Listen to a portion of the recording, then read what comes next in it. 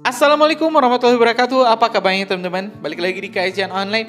Ada kabar gembira dari pemerintah, khususnya disampaikan langsung oleh Presiden Joko Widodo, di mana diketahui Pak Jokowi baru saja meresmikan kawasan industri terpadu Batang yang berlokasi di Batang, Kabupaten Batang, Provinsi Jawa Tengah pada Jumat 26 Juli 2024 kemarin. Dari informasi yang kita dapat, kawasan industri Batang ini bisa menampung hingga 250.000 pekerja dan juga akan mendapatkan investasi sebesar 14 triliun rupiah.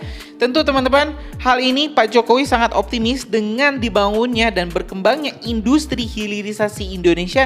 Tentu ini akan menambah pondasi kuat bagi Indonesia menuju negara maju. Ya, Indonesia telah diramal-ramal oleh berbagai kekuatan-kekuatan ekonomi dunia seperti IMF dan juga World Bank bahwa Indonesia akan menjadi negara dengan kekuatan ekonomi terbesar kelima pada tahun 2040 atau 2045. Dan dengan peresmian salah satu industri atau ini kompleks industri terbaru di Indonesia, ini tentu akan makin memperdekat, mempermudah jalan Indonesia menuju negara maju.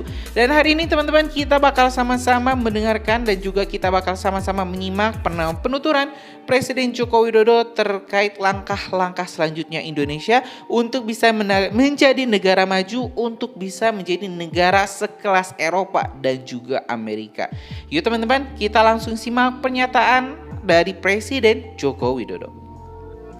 Ya, ini kawasan industri terpadu Batang ini sangat cepat sekali menarik investasi dari luar ke Indonesia dan bermacam-macam industri. Ada di sini industri sepatu, footwear, kemudian industri kaca yang terbesar, nantinya akan menjadi terbesar di dunia, sudah berproduksi nanti di September. Kemudian ada juga pipa plastik dari Belanda, juga sudah akan segera berproduksi, dan 18 yang lainnya yang masih dalam proses. Kita harapkan nanti tidak hanya yang di sebelah utara jalan tol yang 800 hektar, tetapi juga yang di sebelah selatan yang totalnya nanti akan menjadi 4.300 hektar. Yang paling penting, ini akan membuka lapangan kerja yang seluas-luasnya bagi masyarakat kita Indonesia, khususnya masyarakat di Jawa Tengah. Kurang lebih 250.000 karyawan tenaga kerja yang akan bisa bekerja di sini dengan sesuatu yang sangat baik dan juga tentu saja bagus untuk growth ekonomi Provinsi Jawa Tengah.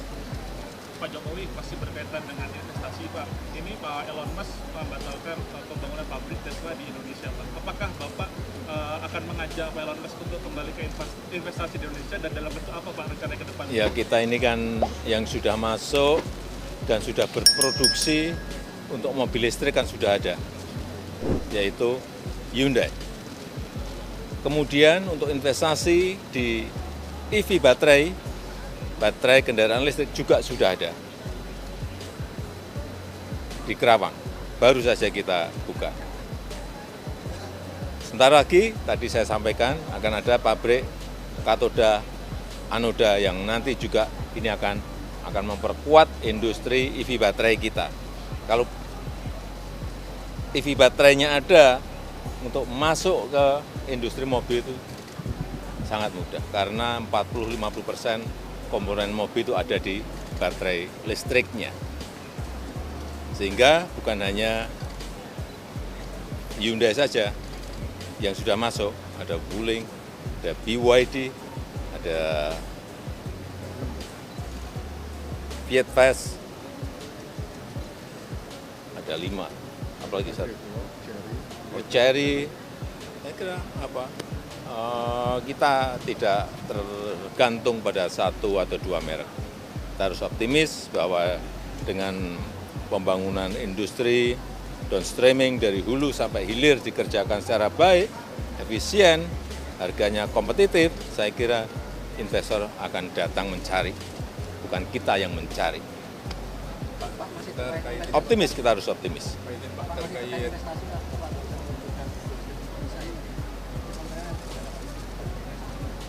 Ya itu memberikan sebuah fasilitas kecepatan kita bagi investor, baik investor besar, menengah, untuk berinvestasi di Indonesia. Karena diberikan golden visa 5-10 tahun, akan mempermudah. Ini karena negara lain juga melakukan, kita kalau nggak melakukan, ditinggal kita. Pak Jokowi izin Pak terkait dengan pernyataan dari Pak Denny PT2MI yang menyatakan inisial T itu adalah bandar judi online yang tidak terjadi, dan beliau mengatakan juga bahwa Bapak sudah mengetahui itu Pak. Gimana responnya Pak? Nggak tahu, tanyakan ke Pak Benny aja.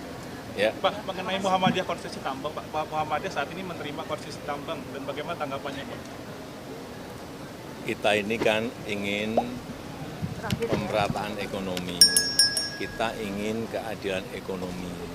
Banyak yang komplain kepada saya, Pak, kenapa tambang-tambang itu hanya diberikan kepada yang gede-gede, perusahaan-perusahaan besar. Kami pun kalau diberi konsesi itu juga sanggup kok.